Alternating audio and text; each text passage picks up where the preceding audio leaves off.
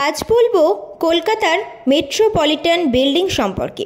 Metropolitan building হলো ভারতের পশ্চিমবঙ্গ রাজ্যের রাজধানী কলকাতা শহরের জওহরলাল নেহরু রোডের ওপর অবস্থিত একটি ভবন। এটি আগে হোয়াইটওয়ে লেইডল ডিপার্টমেন্ট স্টোর নামে পরিচিত ছিল। ব্রিটিশ শাসনকাল থেকেই এটি কলকাতার একটি বিখ্যাত ডিপার্টমেন্ট স্টোর। এই ভবনটি নিও ব্যারক স্থাপত্য শৈলীর একটি নিদর্শন।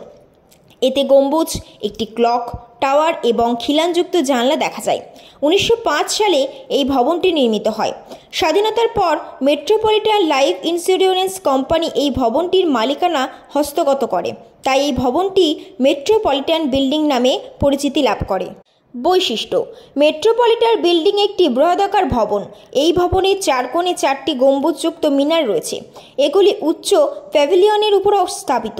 একতলাটি বৈশিষ্ট্যবিহীন, একতলায় অর্ধবৃত্তাকার খিলানযুক্ত তোরণ দেখা যায়। ভবনের সম্মুখভাবে অভিক্ষিপ্ত ত্রিকোণাকার গবাক্ষ দেখা যায়।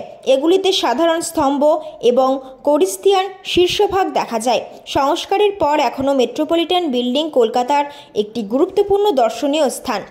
জনাকীর্ণ চৌরঙ্গী অঞ্চলে বহুদূর থেকে এটিকে দেখা যায়। অগ্নিকাণ্ড: 1991 সালে মেট্রোপলিটন বিল্ডিংয়ের ওপরের তলায় একটি বিধ্বংসী আগুন লাগে। এই আগুনে 19 শতাব্দীর শেষ ভাগে প্রতিষ্ঠিত বিশ্বের প্রাচীনতম কার্যকর ফটোগ্রাফি স্টুডিও বোন অ্যান্ড শেফার্ডের অনেক মূল নেগেটিভ সংস্কার পুড়ে যায়। সংস্কার: ভারতীয় জীবন বীমা নিগম LIC ভবনটি সংস্কার করে, তবে এটি এখনও একটি বাণিজ্যিক ভবন। ভবনের বাইরের দেওয়ালে সাদা এবং সোনালি রং করা হয়েছে। সংস্কারের সময় ভবনের অভ্যন্তর ভাগেও প্রচুর পরিবর্তন আনা হয়েছে।